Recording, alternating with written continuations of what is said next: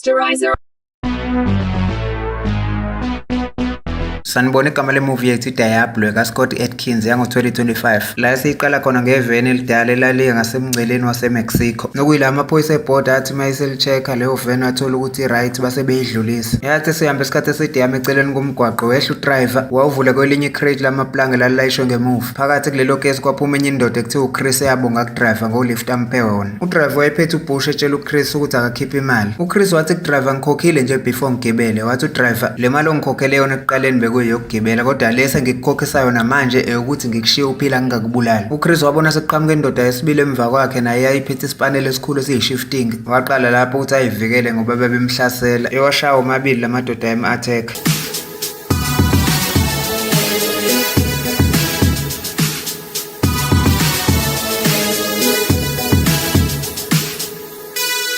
uChris waqeda ukushaya lamadoda wathatha kwawona ukhiye wemoto yabo wahamba ngayo bashiya belele phansi. Kwenye indawo sithola enye indoda eyingozi kakhulu igama layo yayibizwa ngoDemon. Yayinengalo eyodwa la siyibona khona ilungisa isandla sayo sensimbi. Mase sibuyela kuChris simbone ebuka omunye umuzi omuhle. Ecashe ey'hlahleni uChris ngesikhathi ebona kuphuma enye imoto emnyama eyayihambisa indodakazi yebhosi esikoleni. Lo muzi kwakuyenye ibhosi yeyigebengu eyayidayisa neyidakamizwa igama layo Finn. uFinn wayehlala kulowo muzi nendodakazi yakhe u-Alice. uChris waqhubeka wahamba ngale veni ayifike ngayo ebuka u-Alice wamgada waze wawungena esikoleni. Nokuyila u-Alice abuya khona esikoleni wafica ubaba wakhe ekhaya uFinn bebingelelana behleka ndawonye kubonakala ukuthi ubaba nendodakazi bayezwana. Ebusuku sibona le ndoda igama layo uDemon enesandla sensimbi yayihleli kwenye i-restaurant sekuvalwa sekulate. Kwafika owesifazane osebenza khona wacela uDemon ukuthi ucela ahambe ngoba sekuyavalwa. uDemon waxavuna lo wesifazane wamhlalisa phansi ngenkani. uDemon wakhumula leliqupha lakhe lensimbi esandleni kwavela ummesi wasika uphisi wekhekhe owawuphambi kwakhe wadlisa lo mama osebenza la e-restaurant. Lo muntu wesifazane wenza lokho kushiya uDemon ngoba wayemsaba. Kodwa lo wesifazane wezwa sekungcono mayibona kufika imoto yamaphoyisa. Kwehla iphoyisa lesifazane labuza lo wesifazane ukuthi kwenzakalani la. Wathi lo wesifazane benginifonelele ukuthi ngicela ningikhiphele le ndoda. Iphoyisa lakhomba uDemon lamtshela ukuthi akaphuma ahambe la e-restaurant waphuma uDemon. Iphoyisa lamvalisa e-restaurant lo wesifazane bahamba baye emotweni. Bengena emotweni kwavumbuka uDemon ngemuva wanquma leli phoyisa walibulala. Wasetshela lo muntu wesifazane wase-restaurant ukuthi akayeke ukuqhaqhazela ngoba naye uzomnquma. Ngakusasa sibona amadoda amabili asebenzele uFinn ehambisa ingane yakhe u-Alicia esikoleni. uChris waqhamuka khona lapha erobotini waklina i-windscreen yemoto yabo. Wathi abehlisa iwindi lemoto bengafoni washaya isibuko wasiphula. Oyedwa waphuma ethi uzolwa kodwa uChris wamlahla phansi ngesibhakela. Owesibili wathi uzama ukukhiya imoto uChris engakafiki kodwa uChris wabamba umnyango weshaya nayo le ndoda wayilahla phansi. u-Alice mayebona lokho waphuma emotweni esebaleka. uChris waqedela impi yakhe nala madoda kade elwa nawo wangena emotweni wajaha yena u-Alice esemjaha ngemoto. Wahamba wamjema ngemoto esathi uyabaleka wamxavuna wamthatha kwawe phansi ifoni yakhe u-Alice ngesikhathi uChris esemfaka ebhutini yemoto. uFinn wayethukuthele sezwile ukuthi kwenzakaleni. Wayebuza la madoda kade eshawa uChris ukuthi nobabili lihlule umuntu oyedwa wathatha ingane yami. uFinn washawa yedwa emphindaphinda ngenduku waze waquleka. Wathumela ama-bodyguard akhe ukuthi awashaye lo wesibili. Waqeda lapho uFinn wafonela indoda eyisithenjwa sakhe ekuthiwa uJoey. Ethi uFinn uJoey akathinte bonke abantu asebeke basebenza naye. Ethi ngamane kunganyakazeli ukuthi i-country yonke kunokuthi indodakazi yakhe ilahleke. Ethi lowo muntu oyothola u-Alice ekuqala uyothola u-1 billion wamadola. u-Alice wayesahayiza escream ebhutini yemoto ngesikhathi uChris esehla emotweni kwenye indawo eyayithulekile ehlathini esethi yomcheck. Kodwa u-Alice waphuma wasakaza uChris ngesipaneli ekhanda wabaleka. Bajahana lapho waze waqhuzuka wawo u-Alice. uChris wafika ethi uzama ukukhuluma naye kahle. Evezela u-Alice isithombe ethi nasi isithombe sakho nabazali bakho bangempela. Ethi Alice ukhule uzwana kakhulu nobaba wakho. Ethi uma wakho wakungitshela ukuthi ngingakusondelanisi noFinn ngoba usathane. u-Alice wathi kuChris amanga wonke lawo wena uhlangana noma wami. uChris wathi ku-Alice lokho kuyisitori eside kuzodinga ukuthi uqale ungithembe. u-Alice watshela uChris ukuthi akasoze amthembe okokuqala uyamsaba. uChris wakhipha isibhamu sakhe wasinikeza u-Alice emtshela ukuthi mangingake ngenza okurong ungangidubula ekhanda ungibulala. u-Alice wathatha isibhamu wadubula eduze kaChris efuna ukubona sangempela. Bangena emotweni ngesikhathi u-Alice esakhomba uChris emtshela ukuthi akamhambise ekhaya. uChris watshela u-Alice ukuthi indlela iseyinde kabi ngeke ulokhu ungikhombe ngesibhamu yonke le ndlela. Ethi uChris ngoba ngiyazi ukuthi ngeke vele uzungidubula. u-Alice watshela uChris ukuthi ngingakudubula noma yinini mangithanda futhi angikusabi. uChris wathi ku-Alice ngiyazi ukuthi uyayisholo ngeke uzungenze lutho. u-Alice wadubula ngempela wethuswa ukuthi isibhamu si-empty. Nesithola ukuthi uChris ubenikeza u-Alice isibhamu esinenhlamvu eyodwa. Nokwamenza u-Alice wamsaba kakhulu uChris akangabe samthemba. Bese sendleleni uChris wacasula ukubona ukuthi upetrol emotweni awusekho. Nokwathi uChris esengena kwelinye igaraji watshela u-Alice ukuthi ucela ahlale amthemba angabanga umsindo uyabuya manje. u-Alice wabona abanye besilisa bemeduze kwenye imoto waphuma esegijima ebamemeza ecela usizo. uChris watshela la madoda ukuthi lo uyayihlanyisa watshela u-Alice ukuthi akabuyeze emotweni ngoba bashiya u-Alice waya kwi-public phone yofonela ubaba wakhe. La madoda avela aqhubeka azo-attack uChris nokuyilapho uChris awashaya khona.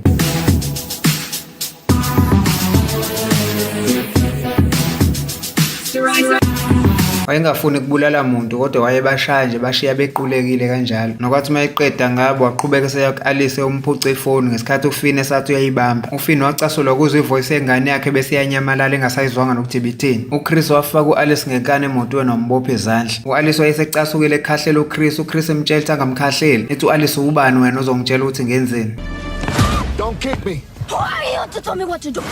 Okay. Wathi uChris ufuna ukwazi ukuthi ngubani ngubaba wakho okuzalayo. u-Alice waqala wachokheka wethuka mayezwa lokho. u-Alice wasetshela uChris ukuthi uma ukuthi ubaba wami ngempela ngicela ungihambise ngiyodla ngoba ngilambile. Mhlambe ngizothi mangingadla ngisuthe ngikwazi uku-understanda lento ongitshela yona. uChris wasusa imoto sebehamba beya kwenye restaurant eseduzane. Nesibonayo ukuthi khona enye imoto ababeyidlule eyayivele ibalandela kwasekuqaleni. Nasesibuyela kuFinn wayeseqoqe wonke amadoda asebenzisana nawo. Ethi akuphequlule kuseshe yonke indawo ukutholakala ingane yakhe ngoba akekho umuntu ozolala ingane yakhe ingekho. uJoyce yambona ukuthi emva kokufonela wonke amadoda wagcina sefonele noDemon. Esithola ukuthi uDemon akazwani noFinn kodwa uJoe noma esebenzela uFinn kwelinye iside uyimpimpi kaDemon. Ku-restaurant sibona uChris etshela u-Alice ukuthi ucela adla sheshe ngoba kumele bahambe. u-Alice wathi Chris mawuzongisheshisa mangidla ngizovele ngimemeze ngescream ngibatshela ukuthi ngithumbile la ngoba okokuqala ngikwazi. uChris wabona i-diamond necklace yayigqoke u-Alice ngesikhathi emtshela ukuthi wayecele bayemenzele yona ibe yi-custom made for uma wakhe ngendlela eqine ngayo idlula ngisho insimbi uqobo. u-Alice wabuza uChris ukuthi mawukuthi uqinisele ukuthi ubaba wami ubukuphi yonke leminyaka. uChris watshela u-Alice ukuthi wayeboshiwe ejele lasePenn. wethuka u-Alice ethi kanti uyisigebengu. wathi uChris angisona isigebengu leso ohlala naso yitshela ukuthi ubaba wakhe ekuthiwa uFinn. ethi uChris ngiyazi futhi ukuthi uFinn wakutshela izinto ezirong ngoma wakho. wathi u-Alice akangitshelanga izinto ezirong kodwa wangitshela iqiniso ukuthi uma wami wangilahla. wathi uChris njengoba ngikutshelile ukuthi lento izoba yi-long story but yogcina ulitholile iqiniso lokuthi umuntu orong yena lo mthembayo ekuthiwa uFinn. wathetha u-Alice ethi uyamthanda yena ubaba wakhe uFinn umkhulise ngendlela. kusenjalo kwaqhamuka le ndoda kade ibalandela ihambisana nezigebengu zayo. esithola ukuthi omunye umholi wezigebengu ozwe ngomklomelo ka-1 billion kumuntu ozothola ingane kaFinn. uChris wavela wasukuma washawa nala madoda kwathi ababili bamthatha u-Alice baphuma naye. le boss eyigebengu yahamba nabo siphuma ngesikhathi uChris esaselelwa nabanye ayesazama ukubasotha ngaphakathi e-restaurant. nokwathi mayesephumela ngaphandle wathola ukuthi le moto isihambe yabaleka no-Alice badubula amasondo ale moto akade ehamba ngayo. uChris wagijima esebuyela ngaphakathi e-restaurant wabuza esinye isigebengu kade sishaya ukuthi bamsaphi u-Alice. le ndoda yayithulela kangakhuluma. uChris wavela wathatha i-deep fry wayisakaza ngesigubhu sayo wayikhipha amazinyo. nokubona ukuthi uChris uzoyibulala yagcina ekhulumile le ndoda. lo mholi wezigebengu nezigebengu zakhe baqala kwenye indawo yabo ecashile. bengena nawo u-Alice bemlethe kwenye ibhosi engaphezulu kwale kade behamba nayo. leyo bhosi enkulu yatshela u-Alice ukuthi angatatazeli ngoba bazombuyisela back kubaba wakhe uFinn ngoba naye uFinn uzobakhokhela imali engango-1 billion. wasemnikeza i-cellphone wathi akakhulume nobaba wakhe khona ezoza ubaba wakhe ukuthi usaphile. u-Alice wakhuluma nobaba wakhe uFinn esemthethisa efonini embuza ukuthi ngabe waba naso isandla sekufanele kama wami. waphika uFinn wathi kodwa ungangibuza kanjani leyo nto? cha ngiyenzanga leyo nto ubalo siqhathayo. wathi u-Alice ukuthi ngithuswa ukuthi le ndoda engithumbile ithe ubaba wami. uFinn wavala ifoni same time wavela waphahlaza zonke izinto ezaziphambi kwakhe. ibhosi enkulu yethuswa ukubona ukuthi uDemon usefikile futhi usebulale wonke amadoda amsebenzelayo. yasola le boss ukuthi kungenzeka ukuthi uDemon uze la ukuzothatha u-Alice yahamba yomfihla. le boss yathatha isibhamu sayo sithi yodubula uDemon kodwa uDemon wayengezwa umshini wayibulala kwasani eyayiphambi kwakhe engakhethi ukuthi owesifazane noma owesilisa ethatha kwasani futhi eyisikhala eyifica phambi kwakhe. no-Alice wagcina ephumile la ecashe khona wahamba wayothatha ivasi. nokwathi lapho ibhosi ingena ngaphakathi u-Alice wayishaya ekhanda ngevasi yaquleka kodwa u-Alice wethuswa ukubona indlela uDemon alwa ngayo ebulala wonke umuntu owayephambi kwakhe. u-Alice wathatha isibhamu sebhoss wazama ukudubula yena uDemon. nokwathi lapho uDemon esethi uyagijima uyakhona ku-Alice uChris wangena ngomnyango zaqala zathathana noDemon. nokwathi mabelo uChris wathwala ubunzima kakhulu ngoba wathola ukuthi uDemon ustrong kakhulu kunaye kodwa uChris yathola ukuthi wayeselwa ngamaskili ayenawo kulo. kodwa kwathi kusenjalo uDemon wavela washaya uChris wamlahla phansi. nokwathi lapho uDemon esethi khumula iqupha lakhe ukuze amnqume uChris kwaqhamuka u-Alice phezulu wamemeza uDemon ukuthi akamiyeke. uDemon wasuka lapho esethi uyake Alice. uChris wamemeza u-Alice ukuthi akabaleke waphuma wabaleka u-Alice wavinjwa wenye imbobo yomnyango eyayivalwe ngamaplanga. waqhamuka uDemon esethi uzomqedela. khona lapho kwaqhamuka aqhamuka uChris ezomheda ngekhanda ngespear bawela phezu kwescraps zemoto. Phansi sibona iboss enkulu eyayisivukile equlekeni bavuthela ngemachine gun bobabili. uChris wasebenzisa lelo thubu ukuyogqumela iboss eglassini ukuze aphumele ngaphandle. Idemon laqhuba isikhathi ukuthi iboss iziphelelwe amabullet. Uthe sephelelwe amabullet iboss, idemon laqonda kwiboss la inquma la ibulala. Lathi seliphumele ngaphandle idemon lethi liyobheka uChris ukuthi limbulale kwaqhamuka imoto yalishayisa idemon. Nesithola ukuthi kwaku-Alice lo washayisa idemon. uChris waqhamuka lapho wathatha u-Alice babaleka. Siyathola ukuthi uChris no-Alice bahamba baze bayofika kwenye indawo ye-flea market. Wathi uChris ngoba bese flea market la akathenge noma impahla endala noma amasekeni for ukuthi ashintshe lento ayigqokile ngoba wonke umuntu uzomrecognize. Ever since noFinn esekhipha umklomelo we-billion lonke ngo-Alice, okuchaza ukuthi wonke umuntu uyafisa ukuthi amzingele amthole u-Alice. u-Alice wathi eseyishintshile impahla zokugqoka sebehamba noChris, watshela uChris ukuthi akamtshele lonke iqiniso ngalento ade emtshela yona. uChris watshela u-Alice ukuthi mina bengishade noma wakho kuwunkosikazi wami ngaphambi kokuthi uFinn angibetray angibophise bese yangitshontsha nobabili noma wakho. Ethi ngendlela uma wakho ayemsaba ngayo uFinn nami ngingena chance ukuthi ngiyomvikela. Ethi ngabona kungcono ukuthi wena ukuze uphephe kungcono ukhule wazi ukuthi ukhuliswe uFinn up until mina ngize ngiphume ejele ngoba mina noma wakho noFinn besihlangene sishaya ubugebengu bokurobha amabhenki. Ethi uChris uFinn bekumngani wami ngathi mangimxoxela ukuthi unkosikazi wami ukhulelwe bashintsha ubungani nokwathi lapha ingane yami esizelwe le ngane yami uwena kanti sizoshaya enye ijob uFinn lapha planta khona yonke evidence ukuthi kube ngathi yimina wonke owenze leyo nto. Ethi uChris ngakuvumela lokho ukuthi ngilithwale lonke icala ngingakhulumi ngoba wayengeze ukuba khona umuntu owayezokhulisa wena. u-Alice watshela uChris ukuthi ngiyayizwa yonke lento oyishoyo kodwa angikholwa ngisho into eyodwa ongitshela yona. Kwenye indawo ebathroom sibona idemon liyibuka esibukweni la lilimele khona. Ngesikhathi liyifaka isitishi ekhanda lathi liqeda ukuyitisha laphumela ngaphandle lafica enye imoto eyele eyayipakile. idemon latshela udriver ukuthi akaphume emotweni elifuna ukuyithatha lihambe ngayo. Le ndoda yayisemotweni yabuza kwidemon ukuthi ucabanga ukuthi ubani wena, yaphuma isithi izoshaya idemon. Yathi sakhumula ijacket le ndoda idemon layibamba layisika indlebe layilahla phansi lafaka isibhamu sayo ngemuva emotweni langena emotweni lahamba. Masiya kwenye indawo engasepaki sithola uChris esehleli no-Alice kwangena enye ingoma ngesikhathi eyicula kanye nayo u-Alice. uChris watshela u-Alice ukuthi leyo ngoma oyiculayo ingoma eyayithanda uma wakho futhi wayechuze yona for umshado wethu. Ethi kwayileli chain le diamond oligqokile ngangilithengela uma wakho lalenziwe laba yi-special laba yi-custom made alitholakala ndawo. Ethi ngendlela elisolid nangendlela eliqine ngayo ngisho ngathi ulicrasha ngani lelo chain oligqokile ngeke lize licrasheke. Ethi ngendlela engangilenzela uma wakho laba yi-custom made ngoba naye waye umuntu owaye strong naye futhi yayingekho into eyayingacrasha yena uma wakho. Ethi ingakho nawe ngifisa ube tough njengoma wakho. Alice waba emotional mayezwa lawo mazwi. uFinn sibona esebuka yonke into ebiyenzeka kuma-security cameras. Wethu kakhulu uFinn mayesebona ukuthi bekukhona nedemon wabona ukuthi lize ngenhloso yokuzobulala ingane yakhe ngoba bengazwani. uFinn wabona lapho ukuthi ukufika kademon kuzochitha igazi kakhulu kunakuqala. Ebusuku sithola u-Alice noChris sebehambe befuna enye imoto abazoyintshontsha balithole elinye iveni baligqekeza bangena phakathi. Bese emotweni u-Alice wethuswa ukubona ukuthi uChris ubhale nendlela eya e-airport. Wathetha u-Alice etshela uChris ukuthi ngeke ngize ngihambe ngishiye ubaba wami nempilo yami emnandi engiyiphila la nesikole sami ngenxa yakho ngiqala nokukwazi. Ethi u-Alice ngisho ngathi uFinn wakubophisa kodwa mina wangikhulisa kahle. uChris wacasuka wathi lo Finn omncomayo uyena wabulala uma wakho. u-Alice watshela uChris ukuthi abukho ubufakazi balento oyishoyo. uChris watshela u-Alice ukuthi uma wakho bengivakashela njalo ejele. Ethi wazi wangitshela ngelinye ilanga ukuthi usezoyeka ukuphila ngokusaba yena usezothatha ingane yakhe abalekele uFinn. Ethi kwenziwa yini ukuthi uma wakho eseplana ukubaleka bese yafa kade engaguli ndawo bese kuthiwa wayibulala ngokucommit suicide lento eshiwo uFinn. uChris watshela u-Alice ukuthi ngizokuthatha uyohlala no-anti wakho. wacasuka u-Alice wathi uzongisa kulowo anti engingamazi kwawena ngiqala nokukwazi. awukwazi ukuthi ungafika emva kweminyaka emingaka ungekho empilweni yami usuzongithatha. umnikazi wemoto wethuke sebona kukhona abantu emotweni yakhe weze segijima. uChris waphuma emotweni sethi usabisa le ndoda ngokuyikhomba ngesibhamu. u-Alice wavela wasusa imoto wabaleka. uChris wabona kuqhamuka enye imoto wathi uthi uyayimisa wathola ukuthi leyo moto idrive wayidemon. lamdlula idemon uChris ngesikhathi selijaha le moto yayidrive wa-Alice ngoba lifuna yena. u-Alice wehle eduze kwenye public phone ngesikhathi ethi uyozama ukufonela uFinn. Before u-Alice enze phone call laqhamuka idemon wasuka lapho esebaleka u-Alice. u-Alice wahamba esenokho emzini yabantu ethi cela bamvulele kodwa wayengavulelwa umuntu. ngokubona akavulele u-Alice waqhubeka nokubaleka wahamba wayocasha ngaphambi kwenye imoto. laqhamuka idemon wathi u-Alice ulishaya ngepayipi lensimbi la block idemon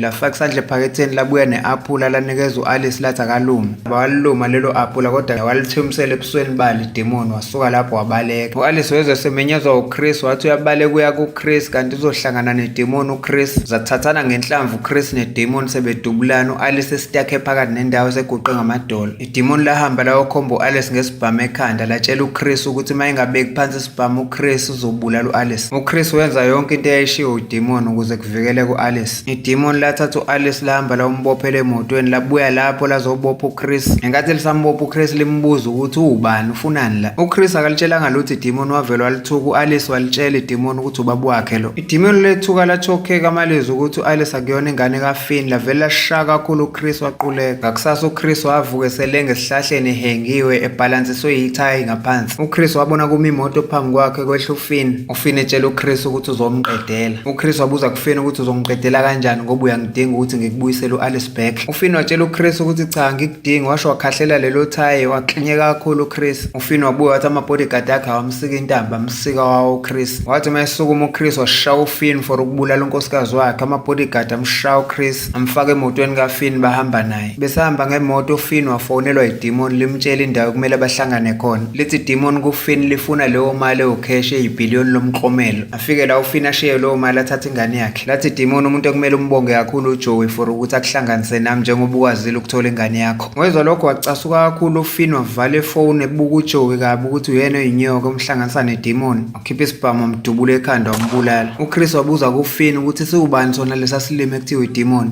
ethi uFinn esinye isilime engangasiqasha ukuthi senze umsebenzi. ethi uFinn ngangicabanga ukuthi ngiqashe umuntu ophilayo nengqondo ngangazi ukuthi ngiqashe uhlanyelo yisilime. ethi uFinn ngoba ngabona ukuthi udemon uzoba inkinga ngadecide ukuthi ngimbulale. ethi ngambophela ensimbeni ngozankosi ngambhanqa nensimbi. ngiqasha ama-bodyguard awu-20 ukuthi amgade ngoba ngangimazi ukuthi ustrong. ethi kodwa ngeyithuka mangifica ukuthi lawo ma-bodyguard owu-20 soyawabulele wabaleka. ngathola ukuthi useyinqamule nengalo lekade eboshwelwe khona uzankosi sekusele uphiso esandla khona lapho. ethi uFinn ngiyethuka mangithola ukuthi udemon usaphila kade wasangimfuna. bathi mabefika lapha endaweni yedemon uFinn watshela uChris ukuthi ngokuthi idemon alikwazi ukuthi ula ngizocela ukuthi ungene unyonyobe ngemuva ungabonwa umuntu. ethi senze izinto njengoba sazizenza kudala ngey'khathi zethu. bathi mabengena ngaphakathi uFinn waphuma ngempela uChris esenyonyoba ngemuva njengoba etshelwe uFinn. uFinn wathi mayefika lapho wethuswa ukubona ukuthi idemon selibulale ngokushesha lama-bodyguard abefika nawo manje. wathola nokuthi idemon selibophela ingane yakhe u-Alice ngeketango e-conveyor belt ukuthi iyogrinda umshini. idemon latshela uFinn ukuthi ukuze usindise ingane yakho kufanele kuyinqamule ingalo ngaphambi kokuthi lidonseke lonke iketango le-conveyor bese uyodlafaza umshini. uFinn wagijima ngokushesha esenyukela phezulu kuyobona ukuthi kukhonani phezulu kwe-conveyor. wethuka kakhulu uFinn mayethola ukuthi kune-metal grinder ukudlafaza iy'nsimbi. wazama ukucindezela amabhathini ethi uzama ukuyimisa wathola ukuthi awasebenzi. ethi uthi uzama ukuyijema ngey'nsimbi kodwa umshini wawuhlafuna kwasani yayifakwa khona. uChris naye ezansi wayebaleka ngenkathi ejahwa idemon elazama umdubula. lamjaha idemon uChris wafika walicashela kanti izoqala ishayane lapho. bashana isikhathi eside udemon noChris. uChris ebuza kwidemon ukuthi why afuna ukupheya irevenge enganeni ngoba ingane encane le engazi lutho. udemon wathi kuChris ingoba ngiyazi ukuthi le ngane ibaluleke kakhulu kuFinn. ethi udemon ukuthi uFinn wangikhokhela imali ethi ngimbulalele unkosikazi wakhe kodwa angifunanga ukukwenza lokho. ethi uFinn wabona kungcono ukuthi angibulale ngesikhathi engipanishe ngibophile. ethi udemon ngaze ngalahlekelwa isandla sami kube ngayithambisa ngabe kwalahleka impilo yami yonke. ethi udemon ingakho-ke ngifuna ukuthatha isandla sengane yakhe noma impilo yengane yakhe. uFinn simbone sefuna ukwenza lento ayitshele udemon ngoba wathatha isaha esethi uzosaha ingalo ka-Alice. kodwa ngendlela u-Alice akhala kabuhlungu ngayo wahluleka uFinn ukuqhubeka nokusaha. phansi uChris wayesehlulekile ukushaya idemon ngendlela le-strong ngayo ebona ukuthi akafi lo muntu. uChris wayesefuna ukumshayela ukuthi asuke eduze kwakhe ukuze abaleke agijima usindisa u-Alice. kodwa wayethi mayebaleka uChris amjaha udemon amfice baphinde baqhubeke nokulwa. uChris waphinde walikhahlela idemon wagijima yakho indodakazi yakhe. ethi ufuna ukuyozama ukumisa umshini we-metal grinder. kodwa idemon lagijima lafika kuChris lavela mgwazi. lathi malimgwazi idemon uChris wavele wawela phansi. idemon labamba uFinn lamkhomba ngalo mmeswalo lamtshela ukuthi ukuze ngikutshela ukuthi umshini umiswaphi khuluma iqiniso ngayo yonke into eyenzeka ku-Alice. uFinn watshela u-Alice ukuthi ngakhokhela idemon ukuthi alibulala uma wakho ngoba ngangisaba ukuthi uma wakho uzongihlukanisa nawe ahambe nawe. u-Alice wezwa leyo nto wavele wakhala esedideke kakhulu. idemon latshela uFinn ukuthi i-control panel yokucisha umshini iphansi kwi-ground floor kungathatha isikhathi eside kabi ukuya lapho. u-Alice wezwa lokho wavele wakhala kakhulu. kodwa uChris wamkhumbuza ngale necklace estrong e-unbreakable ye-diamond ayigqokile. wayekhumula khona lapho u-Alice leyo necklace wayiphonsa emshinini. ngempela umshini wajemeka lapho wahluleka ukuqhubeka wama. kodwa idemon laphuthuma lapho selithi liyozama ukumbulala straight u-Alice. kodwa uChris wasukuma lapho esethi uyoxavuna udemon. kanti noFinn uzothi mayethi yo-attack idemon labamba uFinn bayase beya phansi bobabili udemon noFinn bewuphahlazeka kwi-floor. u-Alice wayephezulu wethuka kakhulu mayebona ukuthi bobabili baphahlazeke bashona. waphuthuma uma u-Alice eya kuChris owayopha wakhala kakhulu u-Alice emtshela ukuthi sengisele nawe ngicela ungangishiyi. Nasithola ukuthi emva kwayo yonke leyo nto wasinda uChris. Nesibabonayo bobabili emva kwesikhathi sebevakashela ithuna likankosikazi kaChris okuma ka-Alice. Ngenkathi uChris emile eduze ka-Alice emtshela ukuthi uma wakho uyaziqhenya ngawe la khona. U-Alice wahaga uChris okokuqala ngqa wambiza ngobaba. Siyayibeka lapha namhlanje ungaphuthelwa imuvi elandela izo-uploada ngekudala. Thank you for watching Storiza TV, and please don't forget to like, subscribe and hit the notification bell for more videos like this.